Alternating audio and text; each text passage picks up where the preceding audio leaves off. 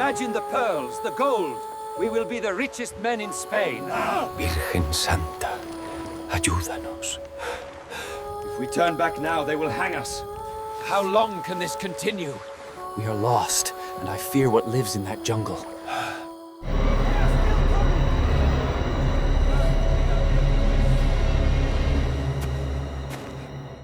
I know you are weary, but we are closer than ever. We are looking at an expedition that set out for paradise, but ended up in a green labyrinth with no way out. It was not just a quest for gold, but an attempt to build a new civilization at the edge of the world, where maps ended and complete uncertainty began. Spanish galleons, laden with dreams and ambitions, sailed into the emptiness of the Pacific Ocean, led by a man who had been waiting for this moment for 20 years. Instead of cities of gold, they found only endless jungles, disease, and betrayal by their own comrades. The story of Álvaro de Mendaña is a chronicle of how iron discipline crumbles under the weight of tropical heat and human vices. Here in the middle of endless water, titles and ranks lost all meaning, giving way to the animal desire to survive at any cost. Watch the video to the end to find out how one navigational error cost hundreds of lives, and why the Solomon Islands disappeared from maps for 200 years.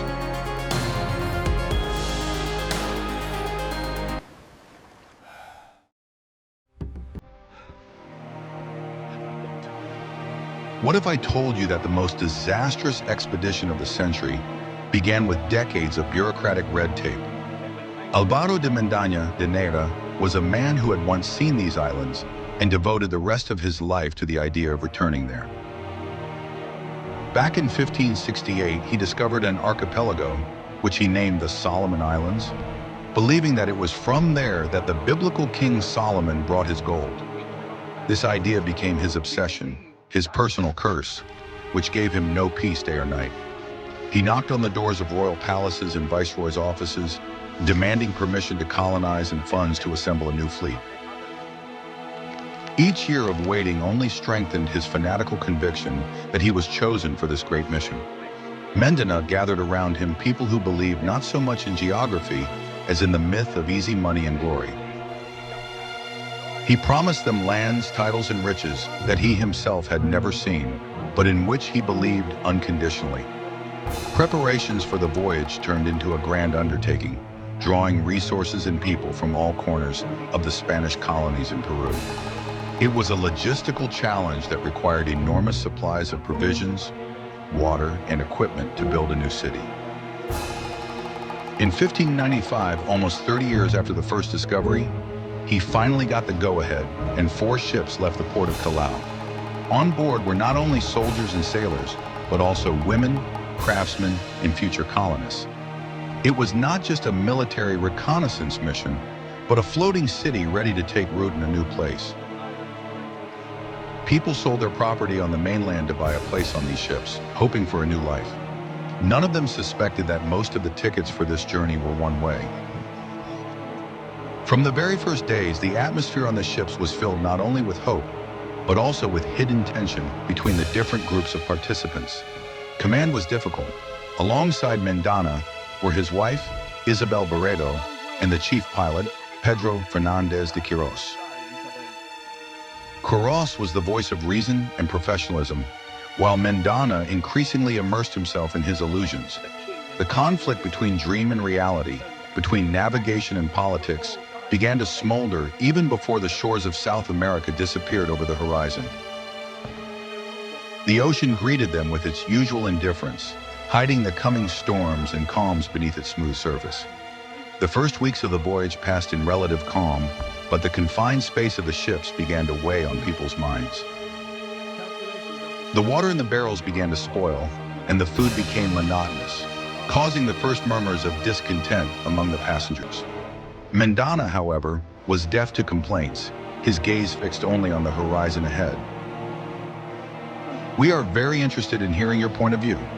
What do you think about people who are willing to risk the lives of hundreds of others for the sake of their obsession? Write about it in the comments. Be sure to subscribe to the channel so you don't miss the next chapters of this dramatic story.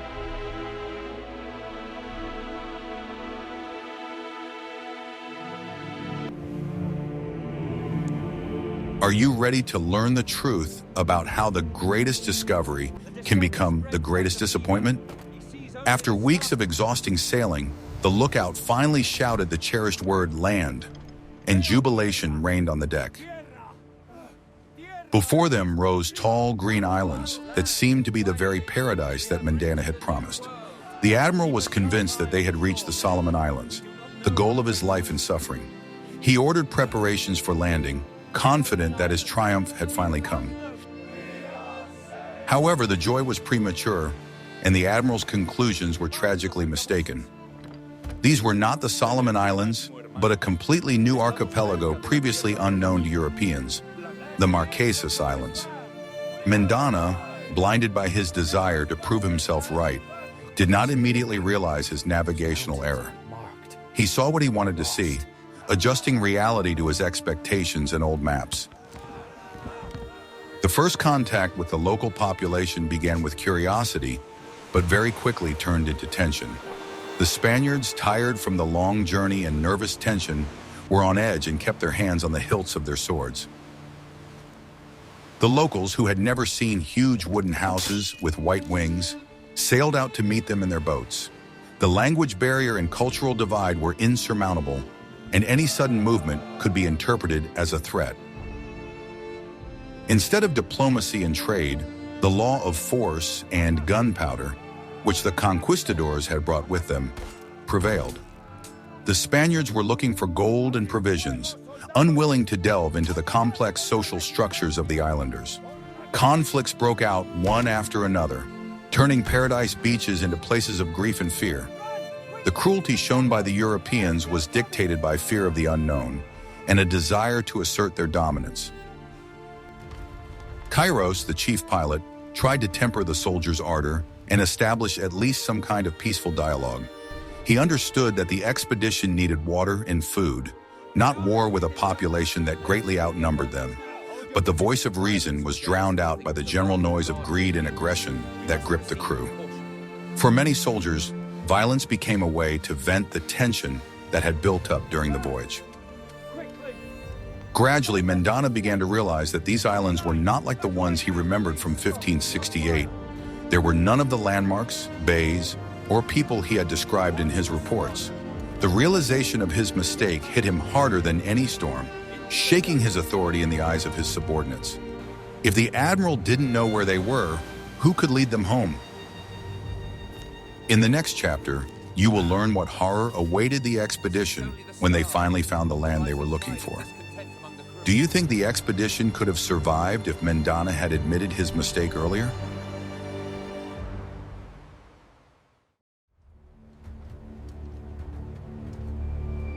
Guess how long it took for the dream of paradise to turn into a stifling nightmare? After a long journey, the expedition finally stumbled upon the island of Santa Cruz, which was part of an archipelago near the Solomon Islands. It was a volcanic island covered with dense, impenetrable forests, shrouded in mist and fog. From the sea, it looked majestic, but on shore, the travelers were greeted by suffocating humidity and heavy, stifling air. Landing on the shore did not bring the relief that the exhausted people had hoped for. Instead of open spaces for building a city, they were confronted with a green wall of jungle. The soil was wet and swampy, and insects tormented them day and night. It was a place that resisted human presence, a place where nature was hostile and aggressive. Mendaña, trying to save face and keep people's spirits up, announced the founding of the colony. But the enthusiasm evaporated almost instantly when people began to build their first shelters. The wood rotted, the tools rusted, and the clothes were soaked with sweat and did not dry for weeks. The feeling of isolation on this piece of land in the middle of the ocean drove people crazy. Relations with the local population on Santa Cruz did not go well at first, repeating the scenario of the Marquesas Islands. The local chief, who was initially friendly, soon turned away from the newcomers because of their arrogance and demands. The Spaniards demanded food, which the locals did not have in abundance and did not want to work the land themselves. Conflict was inevitable, and it finally cut off the colonists from sources of fresh provisions. An atmosphere of suspicion and informantism began to flourish in the camp. Soldiers accused officers of incompetence, and colonists regretted leaving their homes in Peru. Theft of supplies, fights, and secret meetings to discuss plans to capture ships began. Mendaña lost control of the situation, withdrawing into himself and trusting only a small circle of people. The most formidable enemy, however, was not the local inhabitants or internal strife, but the climate. Tropical rains turned the camp into a swamp where it was impossible to keep warm or find a dry place. People slept in the mud, their belongings became covered in mold, and morale fell below zero. The illusion of civilization that they had tried to bring with them crumbled to dust. Kiris did everything he could to maintain order and ensure the safety of the ships moored in the bay. He understood that the ships were their only chance of salvation, their only link to the world. But even the ships began to suffer from the local climate. The ropes rotted and the wood was eaten away by sea worms. The fleet was dying as slowly and painfully as the colony itself. I'm very interested to hear your point of view. What do you think about how quickly civilized people lose their humanity in extreme conditions? Write about it in the comments. Don't forget to like this analysis if you enjoyed it.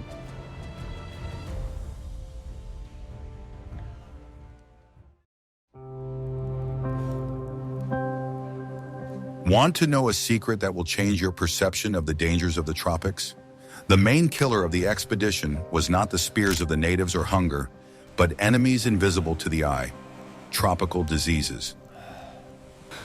The humid, heavy air of Santa Cruz was the perfect environment for the spread of malaria and other fevers. People began to weaken suddenly. A soldier who was healthy yesterday could not get up from his mat today. The disease did not discriminate between ranks and classes, striking ordinary sailors and noble hidalgos alike. The camp turned into a huge open-air infirmary where the moans of the sick mingled with the sound of rain. There were virtually no medicines, and the treatment methods of the time, such as bloodletting, only exacerbated the situation. People burned up from the heat in a matter of days, leaving their comrades in horror and bewilderment. Adelantado Álvaro de Mendaña himself, the initiator and soul of the entire enterprise, did not escape this fate either. His body, exhausted by years of struggle and stress, was unable to resist the infection. The sight of their dying commander completely demoralized the few people who remained loyal to him. The man who had promised them wealth and prosperity now needed help just to take a sip of water. Pedro de Quiros, the chief pilot, effectively took control of the sinking expedition ship. He organized the care of the sick, trying to create at least some sanitary conditions in the chaos. Quiros ordered the most seriously ill to be moved to the ships, hoping that the sea air would be more beneficial than the swamp vapors. But the ships themselves were breeding grounds for dampness and stuffiness. The lack of clean, fresh water exacerbated the situation, as the sources on the island were of dubious quality. People drank from streams into which dirt from the camp flowed, leading to outbreaks of dysentery. The cycle of disease was complete, and it seemed impossible to break out of it. Physical weakness led to apathy and complete indifference to the fate of the colony. During those days, the true strength of spirit of some participants became apparent, as they cared for their fallen comrades despite the risk. The priests who were with the expedition did not have time to read prayers over the dying. Faith was the last consolation for those who understood that they would never see their native shores again. Death became commonplace, part of the daily routine. Mendaña's death was a turning point, a point of no return for the entire mission. The leader left without appointing a clear military successor, but leaving power to his wife.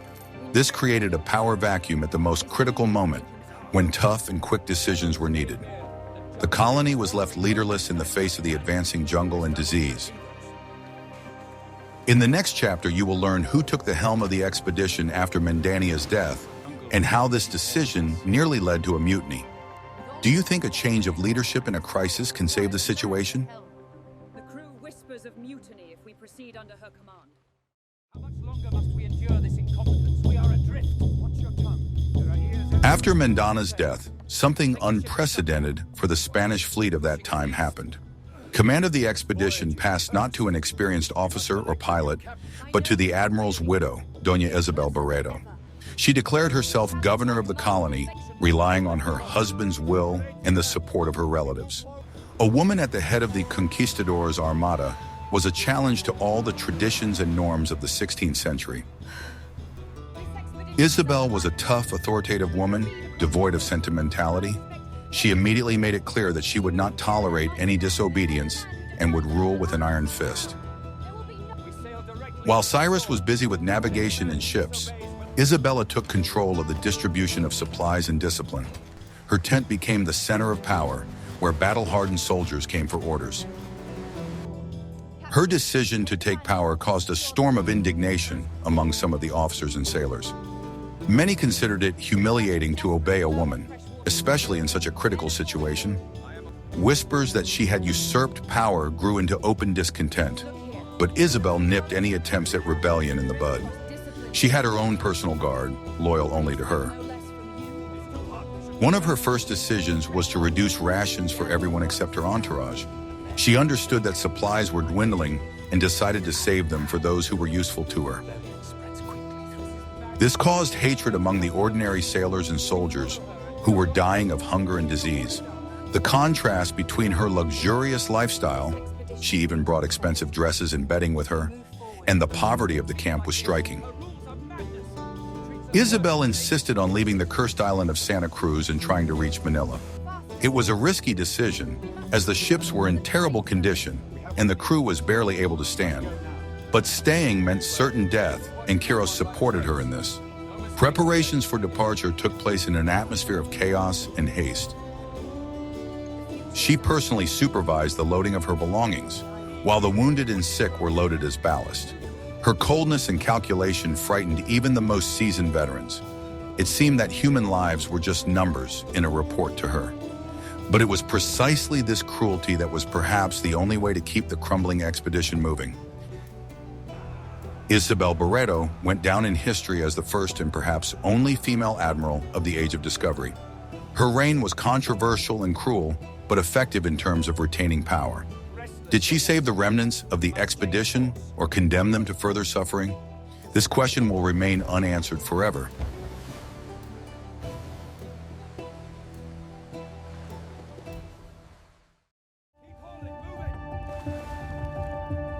Are you ready for the shocking truth about what happens on a ship when the water runs out? The journey from Santa Cruz to Manila turned into a veritable hell on water, stretching on for endless weeks. The ships, ravaged by worms and storms, barely stayed afloat, requiring constant pumping of water from the holds. People weakened by disease had to work at the pumps around the clock to keep from sinking. Quiros charted the course, relying on his skill and prayers, as the maps of the area were blank. The main problem was a catastrophic shortage of fresh water and provisions. The water in the barrels had gone bad, turning into a foul-smelling sludge that was impossible to drink without disgust.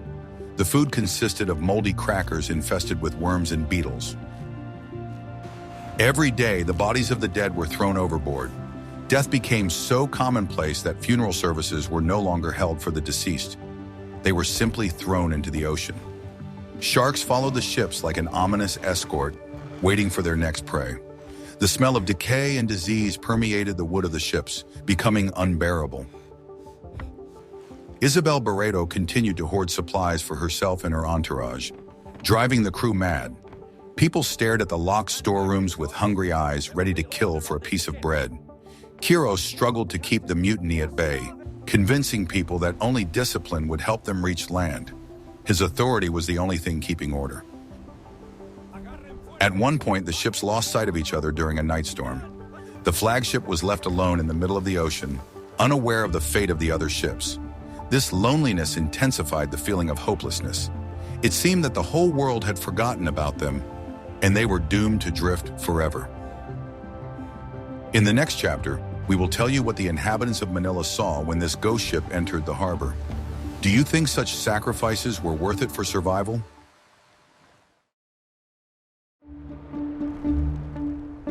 The arrival in Manila in February 1586 came as a shock to the local residents and authorities. a ship entered the harbor that looked more like a floating coffin than a proud vessel of the Spanish crown. The sails hung in tatters, the hull was overgrown with algae and shells, and the deck was silent. No one fired cannons in salute, no one shouted greetings. When the port authorities boarded the ship, they were met with a scene of utter despair. The living resembled skeletons covered in skin, with wild eyes and sores on their bodies. Many were unable to stand and lay directly on the deck among the rubbish and tackle. The smell coming from the holds made even the most hardened sailors cover their noses with handkerchiefs. Isabel Barreto came out to greet the guests in her best dress, trying to preserve what remained of her dignity and grandeur. The contrast between her attire and the condition of the crew was frightening and grotesque. She still demanded to be treated as governor and admiral, even though there was almost no one left to rule. The people of Manila, accustomed to the sight of ships after long voyages, had never seen anything like this. They organized help, bringing fresh water, fruit, and meat on board. For the survivors, the taste of fresh food was like a miracle, and many cried, unable to believe that the nightmare was over. Quiros, exhausted but not broken, submitted a report on the voyage to the authorities. The whole city listened to his story about what they had gone through, about the Marquesas Islands, about Santa Cruz, and about the death of Mendaña. It was a story of failure, but a heroic failure in their struggle for life. The sick were taken to city hospitals and monasteries, where monks and doctors tried to save those who could still be saved. However, for many, help came too late. People were already dying on solid ground, their bodies simply unable to withstand the sudden change in conditions. The mortality rate remained high, even after their arrival. The fate of the other ships in the squadron varied. Some disappeared without a trace, sinking into the ocean with all their people. Another ship, as it turned out later, reached Mindanao in terrible condition. The expedition, which began as a great migration, ended in complete disaster. Investigations and trials began in Manila. Isabel Barreto tried to defend her rights and property, blaming everyone around her for the failures. Quiros wrote detailed reports to the king, analyzing mistakes and insisting on the need for new expeditions, but with a different approach.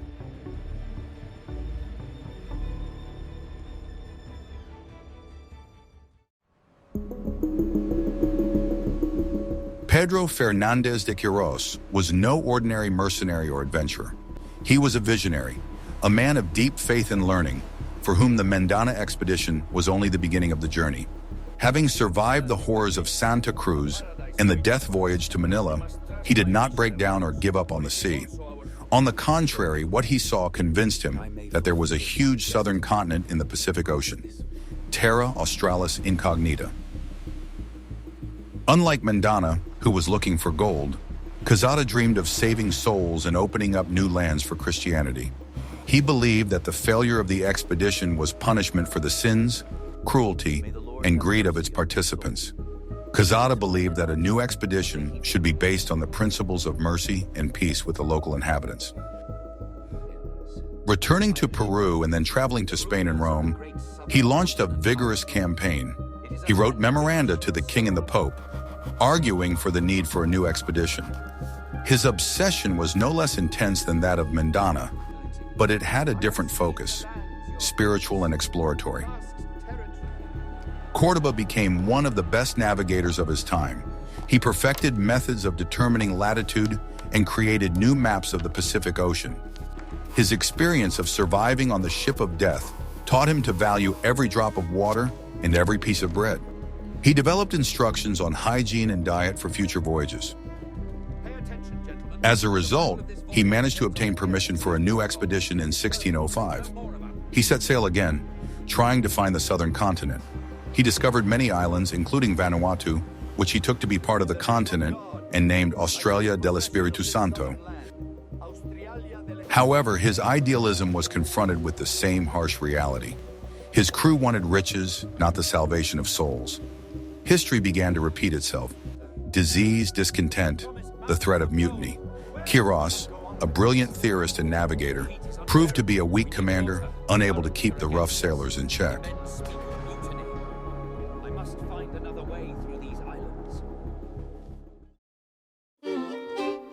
most surprising consequence of Magellan's expedition was that the Solomon Islands disappeared. Although Magellan discovered them in 1568 and then tried to find them again in 1595, the coordinates of the archipelago were so inaccurately determined that cartographers became confused. An error in determining the longitude led to the islands floating across the maps of the Pacific Ocean, shifting thousands of miles. Sailors and explorers of subsequent centuries tried in vain to find the land of Ophir that Mendaña had spoken of. The islands became a cartographic myth, a legend similar to Atlantis. Some even began to doubt whether they really existed or were the product of the Spaniards' fevered imagination. This disappearance saved the inhabitants of the Solomon Islands from European invasion for a whole 200 years. While Europeans drew lines on paper and argued in academies, the islanders lived their lives unaware of the existence of gunpowder and the cross.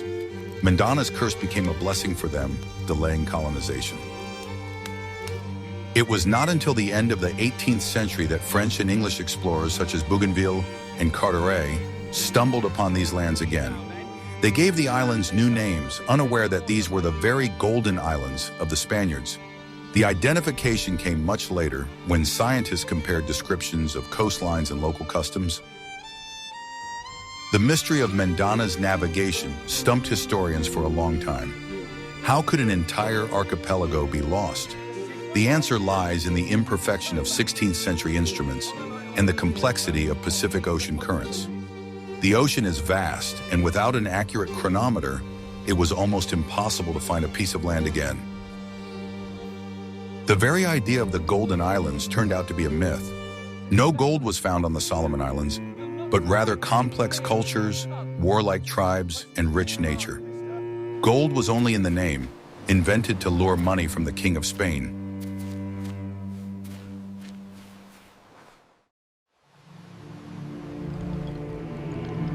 The story of Álvaro de Mendaña and his 1595 expedition is not just an episode from a history textbook.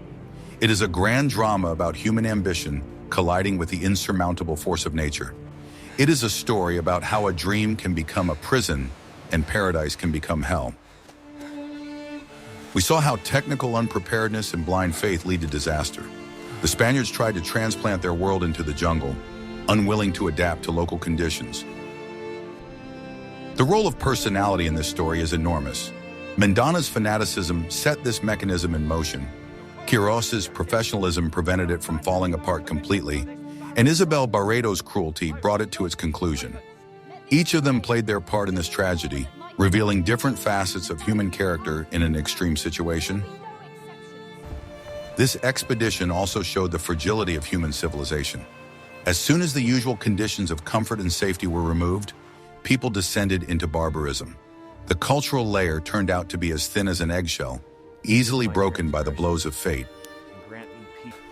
But at the same time, this is a story of incredible survival. People went through hell, lost everything, but managed to return. The ability of a person to endure hardship and move forward against all odds commands respect, even if the goals of this movement were false.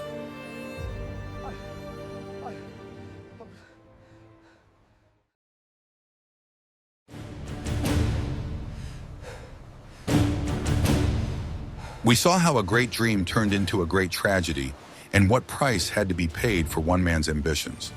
The survival of the Mendaña expedition is a miracle created on the edge of possibility. What price of victory do you think is acceptable? Write in the comments what other forgotten expeditions or maritime mysteries you would like to learn about in future videos. Be sure to subscribe to the channel and click on the bell. There are still many unexplored shores ahead of us. See you soon.